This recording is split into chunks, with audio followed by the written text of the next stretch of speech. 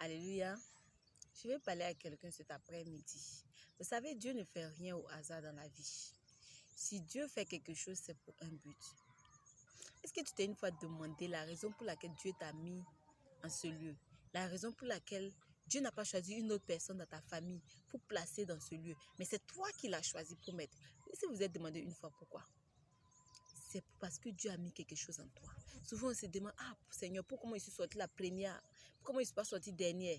Dieu sait la raison pour laquelle il t'a mis en première position. Parce qu'il a mis une capacité en toi pour pouvoir ouvrir la porte pour tes frères et soeurs. Quand tu es né premier dans une famille, tu n'es pas né au hasard en tant que premier. Tu es né pour accomplir quelque chose. Tu es né pour ouvrir les portes pour que tes frères et soeurs puissent passer. C'est parce que Dieu sait qu'il a tu as la capacité. Il a mis une capacité en toi. Mais comment on fait pour découvrir cette capacité? Comment on fait pour connaître cette capacité en toi? Il faut lire la Bible. Il faut rentrer. Il faut demander à Dieu. La Bible dit demander et vous recevrez. Demande à Dieu, Seigneur, tu m'as établi premier enfant ou un premier enfant de cette famille. C'est pour quelle raison?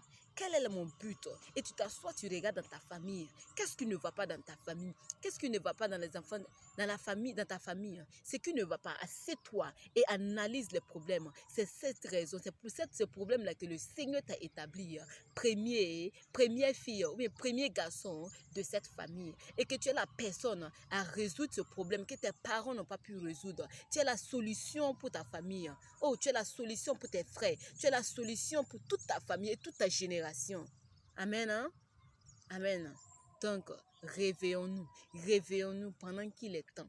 Avant qu'on ne puisse dire, oh, si je savais, n'a pas de retour.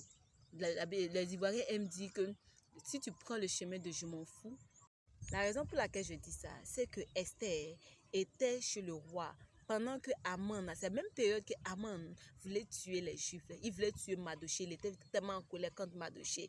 Mais quand Esther a pris ça, quand Mardochée a envoyé la note pour dire à Esther, Esther a dit, ah, moi je ne peux pas aller chez le roi, tu sais que c'est interdit. Mardochée a dit, qu'est-ce qui prouve que c'est pas à cause de ça que l'Éternel t'a placé au royaume? Ne pense pas que tu vas échapper. Non, tu vas pas échapper, tu vas périr aussi si on doit périr. Mais Esther a dit quoi? Esther est réveillée. Elle a dit, Mardochée, va dire aux Juifs, on va jeûner 3 jours, nuit et jour. Et moi, je vais partir chez le roi. Si je dois périr, que je péris. Est-ce que Esther a péri? Non.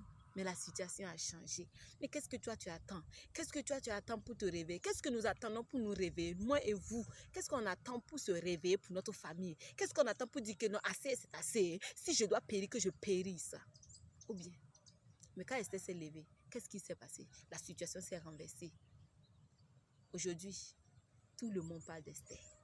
Parce qu'elle s'est levée. Toi et moi, nous sommes les Esther de notre famille. Levons-nous pour que notre génération à venir puisse parler de nous. Merci.